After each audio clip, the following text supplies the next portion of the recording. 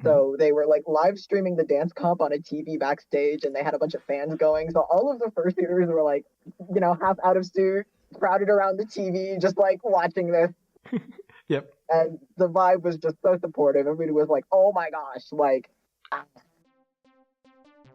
Hello, everybody. My name is Gray Himikar, and welcome to a second episode of my furry podcast called Group Howl. Today, I have a very special guest with me, Kai. Kai, do you want to introduce yourself? yes. Hello, my name is Kai. You may know me as King Kaibutsu. I've been around the dance community, going to cons in the Midwest for a couple years now. Nice. Midwest for representing. Woo. Since we're both dancers, I was thinking the topic for today's podcast could revolve a bit about, what it's like being a furry who does dance competitions. I feel like, for you especially, I feel like you're at this point kind of like a veteran, right? Or would you consider yourself to be? I guess so. I mean, I've mostly been at smaller cons, but I've done enough to be considered decently established at this point. Oh, cool. Actually, yeah, when do you feel like you, I either got started in dancing or more specifically like fursuit dancing, if that matters? I got started in fursuit dancing specifically in 2019 at Furry Migration. So it's been a bit. I actually got started in dancing before I even knew what furries were a couple years prior to that too, though. Oh, interesting. Well, then how did you get your start before furries? Like, were you doing classes in school, or was it some kind of like extracurricular activities? Funny enough, so our school had a dance unit in our gym class, and I kind of got into it, and I had been playing Just Dance a lot. Um, and eventually I was like, I enjoy Just Dance, but there's a lot of music that I like that I want to learn how to dance to. So I kind of just started freestyling in my room, and I just did that for several years. Oh wow. Okay, okay. So did you like ever did you record it yourself, or I guess for you, what was like why did you start freestyling your room? It was a good way to help regulate my emotions and helped me connect with the music that I love and also helped me connect with myself in that kind of way. I do have a bunch of early recordings from, I want to say around 2018, 2019. They're backed up on a like computer somewhere, but I guess it kind of just stuck.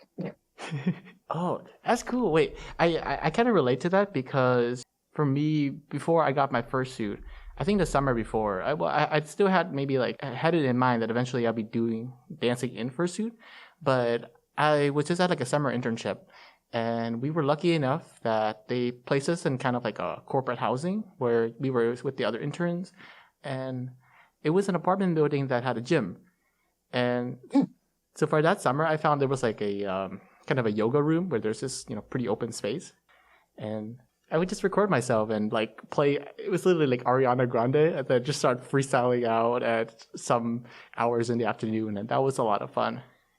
That sounds absolutely wonderful, honestly. Yeah.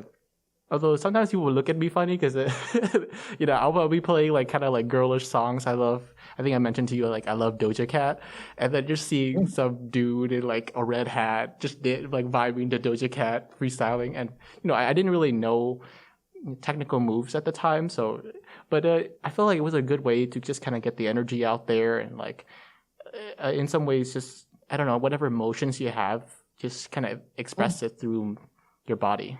Absolutely. That is absolutely wonderful. I'm glad that you did not let people's weird looks get to you, honestly, because dance is such an important activity in general. It's a art and it is also a form of communication, both with others and yourself. That's true. So it definitely sounds like you've kind of been getting that when you first started. You're just like, I got some stuff I got to get out. I got some energy. Yeah. I mean, actually, speaking of that, right? I feel like you're probably because a lot of your dance, I think you mentioned to me, is like kind of your way to like vent, right? And so, like, Mhm. what is that process like for you? Okay, usually it starts with a song. Sometimes it's like I have a song that's stuck in my head and it kind of describes the way I'm feeling. And I'm just like, I feel the need to work with this song because the specific song is kind of calling out to me. And I'm like, I got to just get some stuff out through this. Sometimes I'm just like, I have a lot of pent up energy. I've got a lot of feelings, and I'll just sit there and scroll through my music for like 20 minutes trying to find something that I feel sits right with me. Mhm. I've got a bunch of different playlists, but once I do find something, I'll kind of just groove to it, listen to it once to kind of figure out where the beats are, what I want to hit, and usually just go. I honestly don't film a lot of my event dancing as well. Sometimes it's just a lot of work and a lot of space, but you know, thinking about how I feel and losing myself in the song and the way that the song makes me feel. Oh wow, that's actually really cool. I feel like it's kind of hard to do that sometimes. Where like, well, if I'm feeling a very a strong emotion, then like thing just naturally comes out. But even like if the camera's not even recording or anything, but to listen to a very emotional song, I feel it's very like vulnerable in that moment.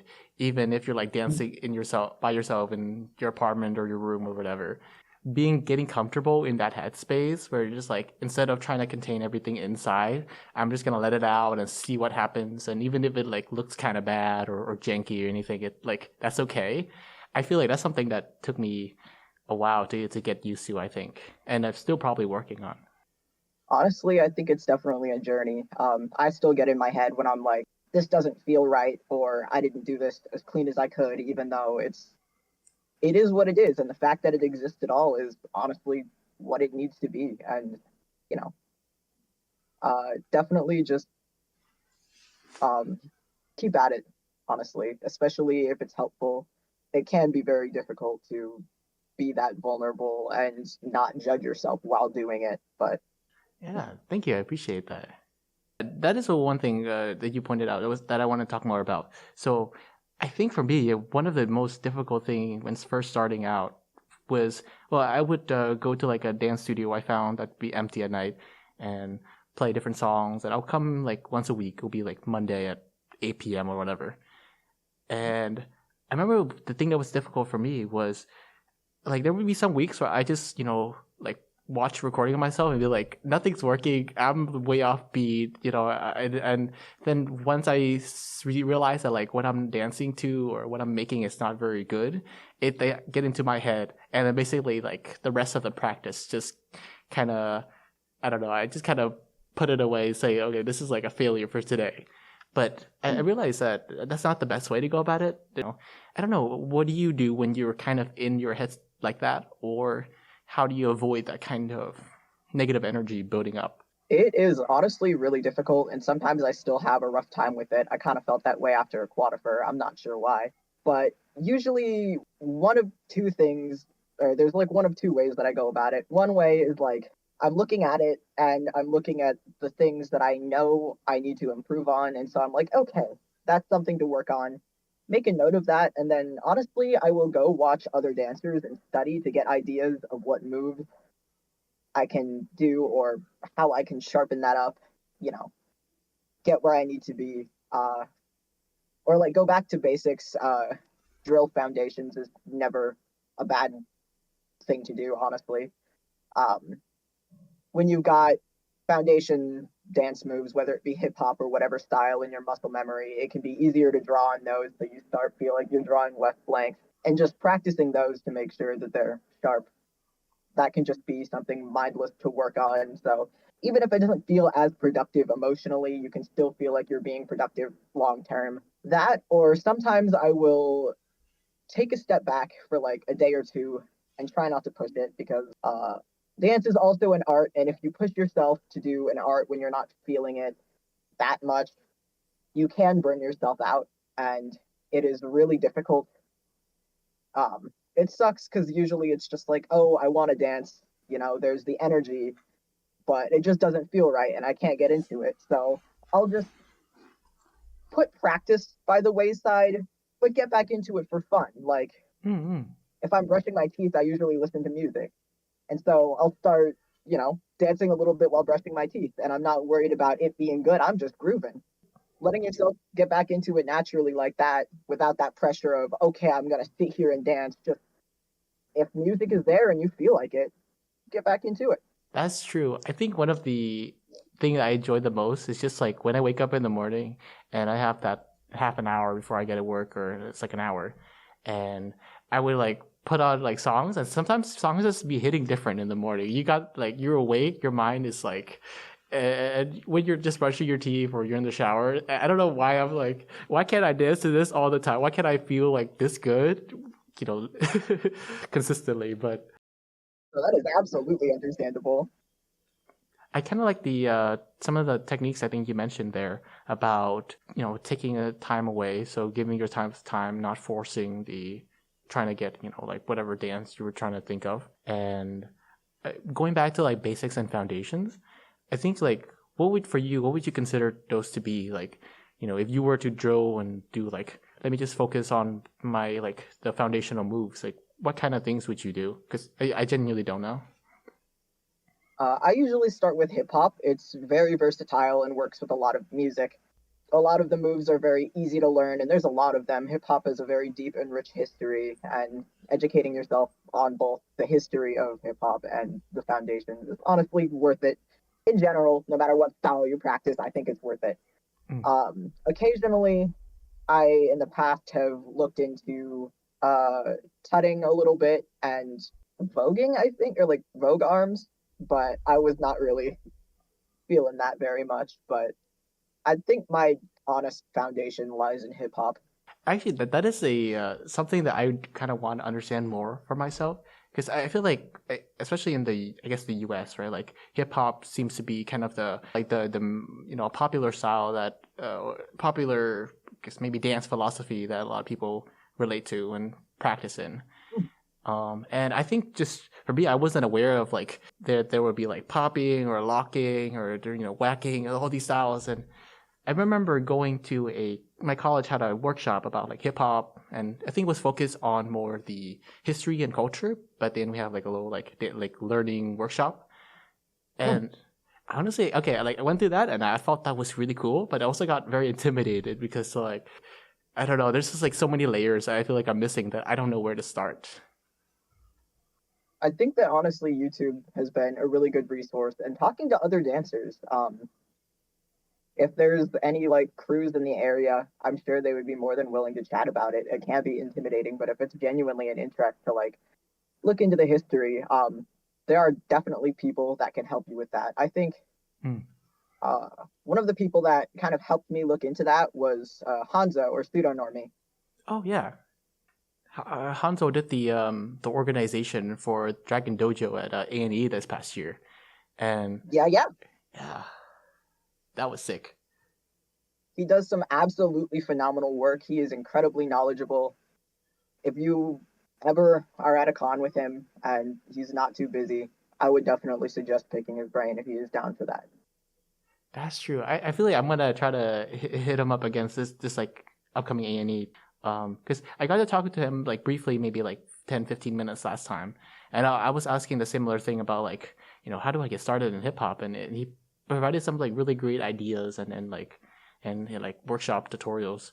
So yeah, I think for me it's probably gonna be like a balance of I gotta first like find out a time to kind of work on these things, because it's not gonna come. So I'll take a workshop and then the next day I'm doing this style perfectly. It's like gonna be a long learning journey, and if I just gotta get started at that at some point. And yeah, Sometimes starting can be the hardest part, but I believe in you. thank you. Yeah, appreciate that. But definitely, I think like classes and stuff have been useful. I know at my college there was a choreography class, Oh, and wow.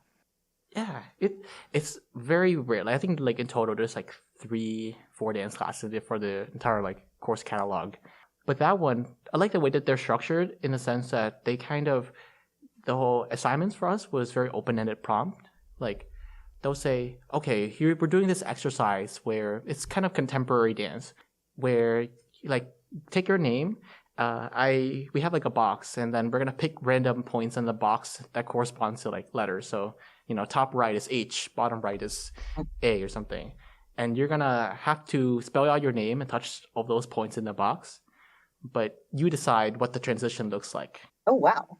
And so I actually posted a video of this on my channel. I think I did it to like the song like Rather Be, and I just like I did a lot of like flowery things, and I actually did it in suit too. Nobody saw in the class saw me in suit prior to that, like workshop show day, and it felt really cool to do like a that kind of song, and then spelling your name like I felt like an artist being in that space. That is absolutely awesome. Oh my gosh. So they really have been getting into like concepts, huh? Yeah, exactly. Like I think one day we were trying to do a thing where like we had a guest lecturer and she would be like, pretend you're air and like walk across the room and you have to take not shorter than 30 seconds, even though it's a fairly short room. I sometimes it'll be like too much or like not too much in the sense that like I have trouble visualizing what they mean. It'd be like, pretend your torso is a sofa and you close it. And I'm like, what do you mean by that? How do I pretend my body is a sofa? I'm not sure. Gotcha. That's actually really cool. Those are a lot of exercises. Not a lot of exercises, a lot of really good exercises, actually. Especially if you're working with different types of music. Sometimes I feel like visualizing a persona that suits the song can help you get into the song itself. And working with abstract concepts like that can help with that. Wait, can you go a little bit more into detail? Like, what does it mean to kind of visualize a persona for a song? Yeah, so recently in uh, the dance off at Furry Migration this past year, 2024, um, there was a large variety of music used, and one of my rounds, my round against Cattle Dog, Ooh. they played like Candy Shop, I think it was. It was one of my favorite rounds ever, but kind of putting myself into the position of the singer and the energy that the singer would have going into the song, sassy, just a little almost flirty, I guess. It's Candy Shop. Yeah. But that can help. Otherwise, like if it's a more emotional song, kind of just bringing yourself into that place. If it's a really aggressive song, visualize maybe like a character that I perceive as aggressive or an energy that I perceive as aggressive. Kind of bring that towards me. It's really difficult to actually put into words, but sometimes it makes it easier to imagine actual like OCs or characters. Like I made a persona when I was younger, lock written, and that's the energy that I kind of bring in for a lot of songs. Like if I'm going for something Doja Cat levels of sass, I would kind of be channeling Lochran a little bit, or if I'm going for something angry, I would be going with Karma. Oh, interesting. Wait, so your current OC is Karma, or is that a different OC? Different OC. So my current persona, this is Kai. I made him like my first ever persona, but when I made Kai, I made him a twin who was red, named Ace at the time, but that is currently Karma. Oh. But these two, I don't have a suit of Karma, but Kai and Karma are my two main personas. Oh, that's cool. Okay, I didn't mean to ask you about that. Yeah, because you're King Kaibutsu, right? And then did I say that correctly? Kaibutsu, yeah. Okay, yeah, and then yeah, but also Karma. Oh, so it's like a twin brother situation, like kind of a duality between the two. Yeah. Oh, that's cool. Okay, but yes, so right, you visualize a persona, you kind of like try to embody the feeling of the singer or something of the song, and then like. That's so interesting. Trying to envision a different, like a corresponding persona that you think would match this, because I feel like because especially just seeing myself for a while or seeing myself in fursuit, it's like kind of like a cute, like fluffy green dog. But if I'm trying to do like Kendrick Lamar or something, right, I'm gonna be like angry. I gotta do like be aggressive, and try because you see yourself over and over, you kind of like reinforce a certain personality, and so moving to that spot can be like different. And I think that's a really cool construct. I'm glad. Just I feel like acting is low key a part of dancing in a way. That's true. All the arts are connected, because like actors be like, I gotta play into a different person, but then also dancers, I think, trying to embody the music and the intent of the song is a part of that too. I think we haven't touched too much on like dance comps and like the actual experience. dancing in them itself. So yeah, I know recently you done like aquatic fur, right? And then like furry migration. What actually? Where are those first cons located? And what were some of your experiences like? How did you feel about them? So yearly, I usually dance at Furry Migration and not Aquafer, First Squared. I started First Squared about 2 years ago, and then this was my first year at Aquatifer. Furry Migration has always had an incredibly supportive crew, be it staff or the dancers. Everybody there is absolutely wonderful. Honestly, all of the cons that are smaller in the Midwest have had a wonderful dance community. I have never felt bad about my work. I have never felt that people were ragging on other people for no reason. Like, Hmm. everybody's genuinely so supportive. If somebody's stressing out backstage, there's usually always somebody there to help them.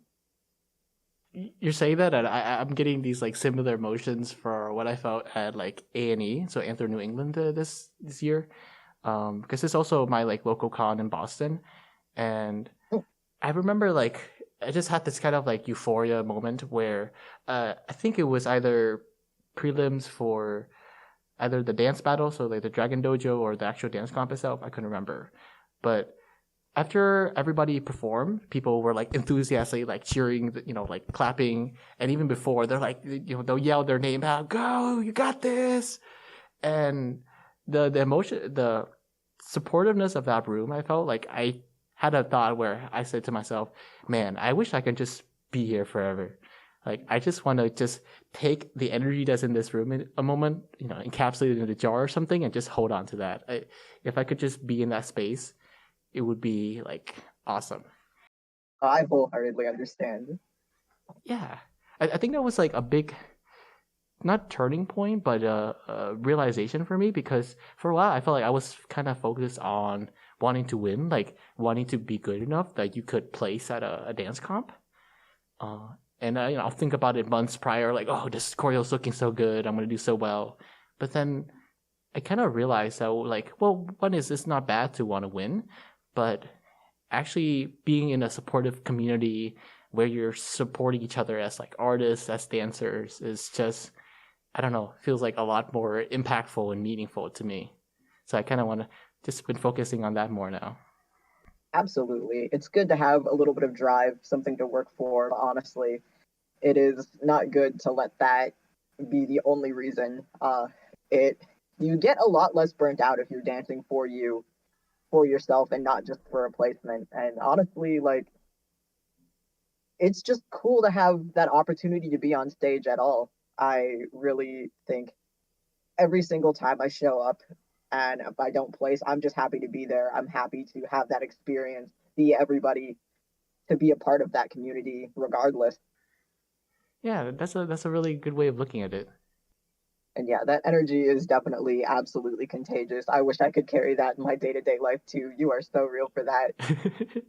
Can you just imagine? Yeah, like you're having a bad day at work, right? Or you're just meeting the wrong kind of people, and you just like, if there's like a little vaccine shot, then you're just like, and then you just feel that rush of like, yeah, yeah, that would be amazing. Absolutely. That is what I like a lot about the furry dance community. I mean, I think one is like, right, is one, we're already like kind of a niche fandom, and then there's even like a, well, dancing is a one of the bigger groups I think within the furry fandom, but it's like a niche inside a niche, and It is, absolutely. yeah, so I think like, we're not here to try to like become like pro dancers. We're not making a living off of like dancing necessarily. We're just here because we enjoy doing it and this very weird and particular thing that we like. It's fun, it's cool, it's a really great form of expression, and it's just like it's neat. Exactly. Actually, yeah. So what like kind of drew you initially to, like furry dancing? I'm not sure. I think I've always been interested in dance. I think I spent a year watching videos from furry YouTubers before I actually entered the fandom locally. And I had thought about it, but I was too scared to actually do dance. Like, it had always been a huge part of my life, and I wanted, like, I knew as soon as I became a furry that I'm like, I really want to do fursuit dancing. Mm. Um, but going to Furry Migration 2018 and seeing my first dance competition like live in person, I just remember seeing one of the dancers and I was just so overwhelmed in such a good way. I'm just like, I have got to do that. That is just so cool. That looks so fun. The energy is just insane. Like, I want to do that with my life. I get that. Yeah, I had the same thing, similar thing at like 80. I think it was 2021, where I didn't have a fursuit. I came in and watching the dance comp, and that was when we're in the old hotel where it was just like a wooden stage in the sense or wooden floor, and then people were just standing on all four sides. And I was taking like I had a little tiny camcorder. I was recording for like an hour because I was like mystified at all these people. You know, I think it was like Zero with their bats persona. It's like so cute, and then they start busting it down on this one. And I'm like, wow, I want to be that cool. Zero absolutely has insane aura. Oh my gosh. I every time I see him dance, I lose it. Flash positive. Like, Sure. Actually, yeah. Well, what are some other fursuit dancers that are like the channels that you watch before coming in? Because I just wanted to like fanboy, fangirl for a moment, you know?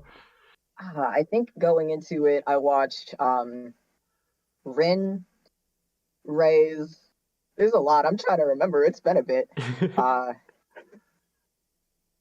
there was this person. I do not remember their name, but they had a royal dragon persona named Toxin, I think.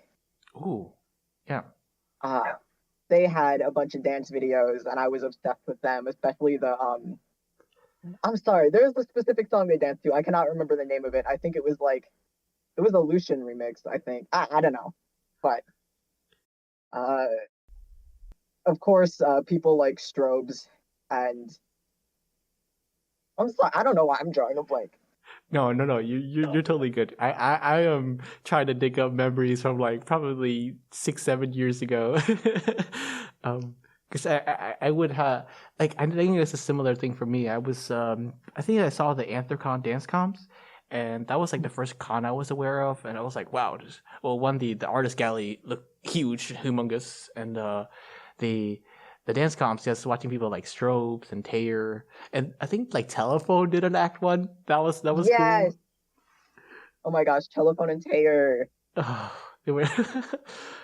Oh yeah, yeah. I was like, bro, their friendship that they had, like some of the videos like encapsulated. I was like, oh man, I wish I could be like that. That's cool. I will regularly go back and watch some of those dance videos to this day. They are iconic. I am so here for it. It's also interesting, I think, over the years to see the people that like dance furries that have come into the scene, and then I guess like come out or like not I guess as active in it anymore. Like even though the fandom hasn't been around for that long, I've seen like no, it's not like generations because that would be like too much, but I don't know, just like every year there'll be like new dance furries that come in, and then like yeah, different ones, just to see how that progressed. Oh, absolutely. Yeah, there are some people who got into it really young and have stuck around, and some people who you've seen at like a few early cons and you just never see again. And there's constantly new people trying out. The fandom has been growing exponentially at this point, so it's been really cool to see all of these new dancers that I've never seen every con, like every new comp that I go to, and I'm just like, wow. Oh my gosh, everybody brings so much to the table with every single style and every single performance. I'm just so happy to see that the dance community has honestly been able to flourish, and there's always going to be a new generation at this point. I'm pretty sure. Like Mm-hmm. sometimes I wonder about what it's going to look like in like 5 years or so. Yeah, it's funny. So I mean, when I was like, I guess I had a little bit more of like that competitive nature. I was looking at it in like 2021, or 2020, and I was looking through the videos, and I was thinking, hold on, like, I think in general the like the dance, I don't want to say quality. I would say like some of the techniques in the dances have like kind of progressed from like like early 2010s to like 2020s to now. and Mhm. some of the dance has been going insane, and so I was like, okay, I gotta get into this scene before like it becomes like, we're doing furry professional classes out there, because there's no way I want to be able to catch up, because the level of just talent and people that come into the fandom every year has been really cool to see. Absolutely.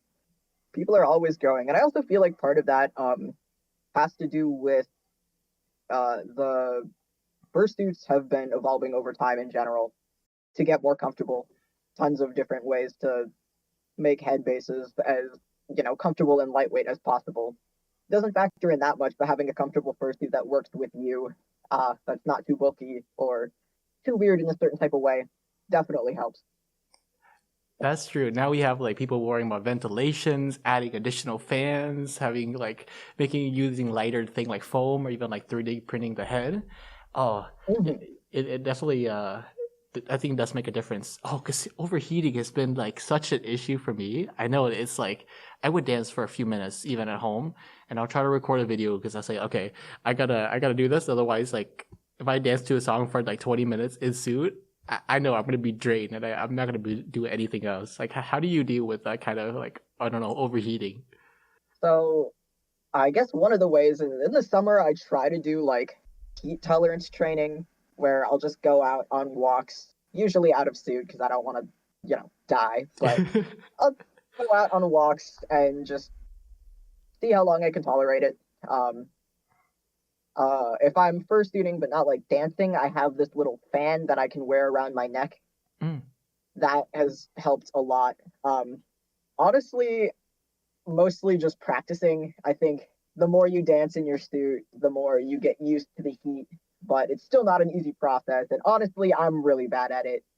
I get off stage after a comp and I'm like immediately throwing my head off, like, I feel like that would be something that everybody experiences. Like even though like even the most like I guess like veteran like dancers I've seen in the cons that I've been to, it's like they'll get off stage, they'll take off their head, and they're like, actually everybody it except is for Ray's. raised? Yeah, have you ever seen him take off his suit? No. Exactly. Oh my gosh, I think bro is just actually a dino dog. There's no human, that's just a dino dog. You might be right. I'm not sure. I no, I'm telling you, there was like I think it was at Megaplex this past summer, if I remember correctly. Ray's came in and he had this whole thing where he had like a bunch of flags, like I guess like kind of like the newest magician flags, where they have like a lot of, I don't know, like handkerchief tied together in like a long line, and he had them stuffed into one of his feet paws or something. So one is like his feet paws already so much insulation. There's even more fabric down there, and the competition lasted for maybe an hour and a half, 2 hours. I don't quite remember. And he was in suit the entire time. And when they pulled out the flag for him in this comp, when he came backstage, it was dripping wet. Like it was like you can see water coming out of that. And not to expose rays, that was the. But I was just like, if I was sweating like 20% of that, I would have been out. I would have been taking everything off. And I just admire his dedication to I don't know, to the craft. Absolutely mad respect. Yeah, there's definitely people like that too. Like, I don't know, just longtime dancers like Mangusu, and yeah, like you say, like Strobes, and people have just been Atsu Fox.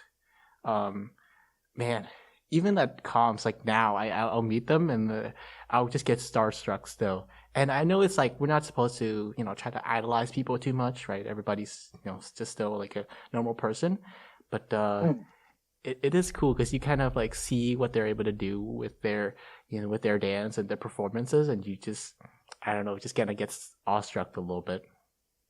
I absolutely understand. Oh my gosh. It's so different between than just seeing it online, seeing it in person. The energy is completely different, but it's like, it's cool. It's so cool. That's true. Online, you only see whatever the 4 or 5 minute snippet that was there, right? But to actually talk with somebody backstage and like one you see like, wow, this is what you look like normally. Whoa, that's like you're like you're just like kind of mind blown. And but actually talking with people and like hearing their stories, it's I don't know. I felt I really enjoy that part of doing dance comps. Wholeheartedly. Honestly, one of my favorite parts about the Aquatifer con in Wisconsin, my favorite part of that con dance comp was backstage. They had set up a TV that had a live feed from the AV nest. Mhm. So they were like live streaming the dance comp on a TV backstage, and they had a bunch of fans going. So all of the fursuiters were like, half out of suit, crowded around the TV, just like watching this. Yep. And the vibe was just so supportive. Everybody was like, "Oh my gosh!" Like, ah, it was so nice getting to talk to people and hear more about what they do and just meet people in general. Yeah, that's true. I feel like, I mean, sparring some, drama here and there. Like, yeah, well, for the most part, kind of like one big family, and I mean, it's good. Like, I think just like the experience that you had, like you said, is been really supportive. So that's always really cool to hear. Absolutely. One thing I wanted to touch on too was like kind of the dance battles. I think you've done one. Oh, have you done dance battles in suit? I think it's actually equal, but usually out of suit. I only started doing in suit, I think, this year. Oh, Um, yeah. I mean, like, what has that been like? As I know, for me, that's like something that I'm looking to maybe probably do this upcoming A&E. But that was, I think I've only looked at mainly the actual like fursuit dance comp, and I could, like never pay attention too much to the dance battles. Uh, but that's something I want to look more into. Yeah. So what's your experience been like in them? they've definitely been fun. They've been very intimidating to a degree, but everybody is absolutely wonderful, even with people that you're battling against. It's really good natured. I've never felt like, oh man, this sucks. Like it's always been really open, really chill. I noticed that it can be really difficult if you end up getting to later rounds in suit. They usually give you some time to recuperate, but it does get a little bit warm if you keep going. Working with non-suit, it's definitely fun, but it can be anxiety inducing for the reason that it's like, oh, that's my face. Yep. Sometimes you can psych yourself out a little bit, but they both have their benefits and their drawbacks. Out of suit, you've got a lot more range of motion. You get exhausted a lot less. Like it's a lot easier. You can be a little bit more experimental. I feel like a lot of people practice in suit to know the limits and their like bounds of their suit, but you're a human most of the time, so Yeah. you have the most practice, out of suit. In suit, I've personally noticed that my style changes a lot than it is out of suit. I still have to work around that and figure out how I can make up for some of the lack of movement and mobility and not tank half of the moves that I use. Okay, actually, you brought up a good point, right? Like in suit, like, what do you feel like are the primary differences if you can like qualify them? Like, what would be the difference between, what you can do normally out of suit versus like in suit? I feel like I have slightly worse balance due to the limited eyesight. So anything that involves like a really low dip or like a particular spin, I might not be able to land that as clean without practicing it. Anything that involves hands in front of the face, especially when it comes to like paws and stuff, like you got to make sure that you're not bonking yourself in the head or like taking into account the ears because like if you got to work around the head, around the ears. Feet Oh, are a big one. Any footwork that you do, you really have to be careful with. Just I have like paws that are as slim fitting as possible at this point in time because I kind of got tired of tripping over myself. yep. It's hard. Depending on what type of tail you have, that might also impact it.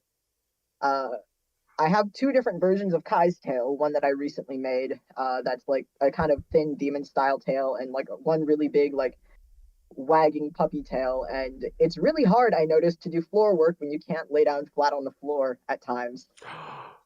Yep. I hadn't even considered that until I decided last second to change my tail, and I was like, wait, I can do this. Oh, definitely. All those are very valid points about yeah, the difficulty of the suit. I was thinking about that as well. Basically, what you said, right? Like, because like the ears, like sometimes you can like I want to do a heart, but then like with the head on, it's like I don't know. It just looked like I'm Yeah. just hugging my head. Yeah, and I can't even do a heart normally. You know, like is this your heart? I don't think so. Who's gonna see this? No.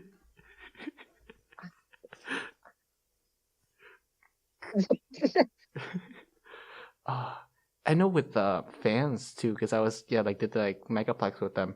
I basically gave up the idea of trying to do it with paws because there's just no way to grip, and Yeah.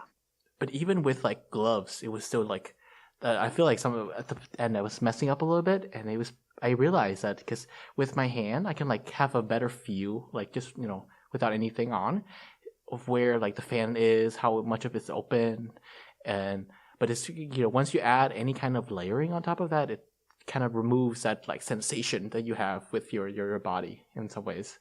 Like Oh, that makes a lot of sense. It's like a direct connection, and suddenly you don't have that. It's harder to feel like it's an extension of yourself if you're.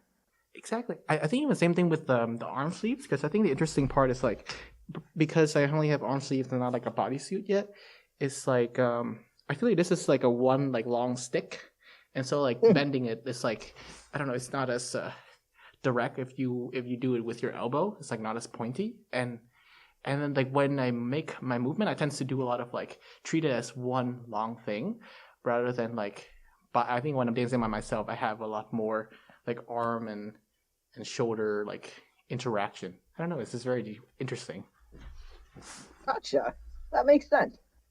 I definitely noticed the vibe of dancing in a full suit with arm sleeves rather than just arm sleeves. It's a different sensation for sure. And I think with feet paws, I'm definitely gonna try to get slimmer ones. I think because the ones I have is like essentially two giant circles, and um, it's even just walking around. I'm kind of like instead of you can't have two of your feet like close together. It kind of like is always offset by this because you kind of bump into the sides. Yeah. Yeah. So I think your like strategy of like having slimmer feet is very ideal. It helps. Even if it's just for dance comps and you wear the normal feet like the rest of the time, it'll be worth it. True. But also you can get away with it if you look at like the ruling criteria. You'd be like, oh, we only need paws, head, tail. You're like, oh, that's it. I don't need any more. And just wear normal uniforms.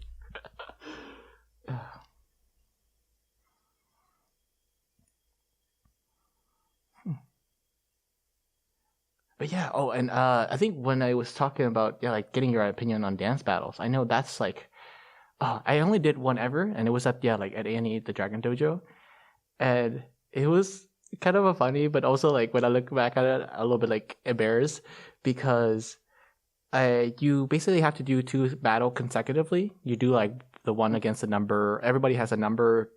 It just depends on when they came in for the like audition process. And if I was like 38 or something, I would battle 36 and 39. And it just happened that I was against like Flitch and Zero. And I'm like, and I have never battled before. And I was like watching people like kind of, because I think dance battles kind of take off their like hip hop, right? And like you kind of have to get in your opponent's face a little bit, right? Like not actually touching them, but kind of dishing out what like they were giving you in the round before, right? And that was like something I was like, I was not prepared mentally to like fight somebody, quote unquote. That makes sense. If I remember correctly, dance battles are rooted in hip hop culture and kind of started as a way to solve disagreements and problems without violence. So it tends to be a little bit more, I wouldn't say aggressive, but like competitive in that type of way. Yeah, like a little bit maybe combative. Yeah, I mean it's battle dancing for a reason. That's true. Yeah. But like I came from like a Vietnamese background, and when we like dance, you just like go out. It's all like, you're in a group and you're like doing like very pretty flowers and fans and wearing like beautiful dresses. If like I think I'd take my mom to like see like a hip hop dance battle, she'd be like, what? Are we about to see a fight? What's going on? um, but I mean that experience was cool. But the part that I felt embarrassed about was that I didn't realize that they would like the judges were doing at the end like there were three judges. They would like point to like who wins, and Mm. I think to get like it was like 32 to get top 16, you have to win at least one or something like some kind of ranking order. And I didn't make it to the next round, but I didn't even realize what the decision was. Whether I didn't even know where to look because I thought the judges were just writing down numbers on their notepad and they'll tell us who wins at the end or something. And then Mm. I don't. There's no recording, so I still don't know if I like was it like 3-0 or is it like 3-2-1. I have no idea. Oh, dang. Yeah, it can definitely be interesting. It's definitely scored completely, not like completely differently, but like since it's a different concept, it's definitely scored differently. And I also think that I haven't personally been to Dragon's Dojo, but I think they do run that differently than a lot of con dance battles, like outside of the fandom for like charity dance off or floor wars or something. Oh, interesting. Yeah, yeah. I think that would make sense. Did you ever like find yourself like trying to prep up kind of certain ideas because like the songs are kind of chosen on the spot, right? They'll have like a mix, but like how would you even prepare for a dance battle, or is it like a lot of preemptive like figuring out if the song was like this, I would do something like this. A lot of the times before a con, I will go back and watch a lot of my previous work, and then I will go back and watch a lot of battles from just outside of the fandom. Usually, I've been really watching. I think there's this dancer. I think his name is the D Soraki. Oh my gosh, bro's work is phenomenal. But kind of just look at other dancers, look at my foundations, look at what I need to work with. Um, I don't think going into it, I'm like, oh, here's what I'm gonna do. But I think subconsciously, I've done a lot of dancing where I just put on a bunch of random music and just see what happens. I freestyle, like I exclusively freestyle.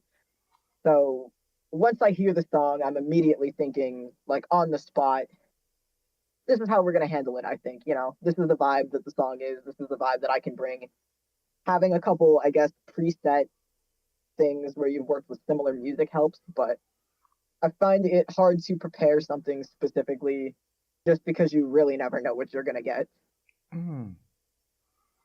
Oh, that's cool. Yeah, because like you need to be able to think on the spot, right, and then like kind of work at what's coming at you. So it's, I guess, having just a wide range of like moves and awareness of like what you're doing and how the understanding of how you approach dance and how that differs to other people is like a good foundation, but good group of knowledge to work off of. Absolutely. Man, there's so much like I still have to learn. It's like I've been in this for what 2 years now, but I feel like I'm just still getting started. It takes a while. You are doing a phenomenal job though, and every year is more experience. Thanks, I appreciate that, and you too. Thank you. I definitely know I'm still learning. I've got a lot to go. I'm finally getting to a point where I'm like starting to be happy with some of the stuff that I'm doing, but I always aim to grow. Mm. And I think it's also just in general like seeing more dance styles. I think getting involved like in the because I think recently we're starting to see like tap dancing. Right, 'cause that was with what Caden, um, and like with like ballet and like even like um Latin kind of dances. And well, I guess for me, I'm trying to bring like fan dances more. There's also a couple of others who do fan dances, and they're trying to like open up the types of styles that are available at comp. Band dancing is absolutely gorgeous. I've always had a passive interest in it. I think that's really cool. But yeah, no, absolutely. You've been seeing a ton of styles, Uh, even like Hanzo bringing in Chicago footwork. Ooh. Foster, I believe, works a lot with like locking tempo. Mm. I don't know if he's done any competitions yet, but he's kind of helping bring to the fandom as well. Like, and there are a lot of people before who have had those styles and have, already brought them in, but I feel like sometimes they get overshadowed or are not always at cons. But every year there's always a completely different selection of styles that people choose, and it's always wonderful to see how much more that increases every year. Even with like Dyer working with rollerblades What? during a dance comp, that was so cool. Wait, Dyer did a dance count in rollerblades? You're kidding, right? Yeah, no, I'm not. Oh, wow, Dyer. Oh, wait, I was not aware of his game. Wait. That's really cool. Hmm. Wow, I gotta go check that out afterwards then. Yeah. If I remember, it was 2022 for Squared, Mm-hmm. or it might have been 2023. I think it was 2023, but it was definitely for Squared. Yeah. That's super sick. Oh, people, yeah, getting really creative with yeah, like styles and like b-boying. Even like there was a b-boy penguin. I forgot his name. It might have been b-boy penguin or so. And then I think like now in Boston scene or in like New England, so there's like Dragon who is like insane. Like, is it b-boy breaking? I'm not sure the style, but yeah, he's like amazing, crazy, amazing moves. Yeah. Oh heck yeah! B-boys do breaking, I believe, See, but like breaking as the name of the style. makes Oh my sense. gosh, yeah, I absolutely love seeing all of the B-boys and B-girls on the fan. Oh my gosh, I do not know how people like Double Dog and Volt do what they do. I Oh, have so much respect for it. for sure. I'm just like, even doing basic stuff. I was trying to learn from a friend because in high school I was part of a Vietnamese fan dance group, and one of our person in the group did a lot of like b-boying. But I was watching him, and I guess like even consider to like pro dancers, it's just like kind of starting, getting there, but just watching him like do the practice, try to handstand, trying to like do twist your bodies at incredible angles, and I'm like, I tried that, like just follow him a little bit for this like simple move, and I was like struggling, just the amount of like core strength and I don't know, it's incredible how much work that goes into just even getting like one move, not even a combo. Absolutely. Oh my gosh. But yeah, I guess we're kind of getting towards the end of this. Is there kind of anything else that you wanted to touch on? Oh, um, backstage preparation. I recently got some tips for nervousness because I always get aggressively nervous no matter how many times I do a dance comp or floor wars or a dance battle. I'm always like panicking backstage, like, oh gosh, I'm gonna forget everything. I'm gonna blank. Uh, Recently a friend was like, okay, deep breaths definitely help, but sometimes it can be hard to focus on your breathing, and then you're breathing manually and you're stressed and breathing manually. Uh, but he told me to visualize myself on the beach, visualize the feeling of like sand beneath your toes and the waves, and kind of bring yourself to a peaceful, kind of quiet place that makes you feel relaxed. And that did genuinely help. Hmm. Wait, that's a pretty good trick. I think I when I took a class of like leadership, I think the thing that they were working on for us was like doing the breathing, like you said. I think just there's a specific way you do it, like you inhale, exhale 5 times, and then you do that half speed of what you just did or something, and that could help. But I think having a visual imagery, like I think that would be more effective. Not gonna lie, me at my beach, and then seeing the sands come in, the wind and the waves. I like that. It helps. Focusing on your breathing can sometimes let your mind wander a little bit too much, at least for me personally. So being able to kind of override that and put myself in a place where it's just like nothing else is going on, helps a lot. I think for me it's also like, well, I think the experience came from like when I was in high school doing like that fan dance group where um the just kind of focusing on what like you've been preparing for. I know it depends on like the performance, but if you have very specific choreos that you want to like execute, just thinking like to myself, okay, I'm gonna first 5 seconds I already know what I'm doing. I'm gonna boom boom bang bang, do this, and then once you're kind of in the groove, you things kind of flow more naturally. Um, but that hasn't always worked because I remember at Megaflex, I'm like big bang boom boom, and then I was like, wait, what comes after? And then I before I get on stage, I was like panicking in my head. And I was like, I don't know what comes after 5 seconds. um, I think I eventually collected myself in the comp, but I don't know. Like, do you plan out your dance a lot beforehand, and or how do you kind of deal with what I just described? If you've experienced it. I personally am really bad with choreography, and I definitely blank in that exact same type of way.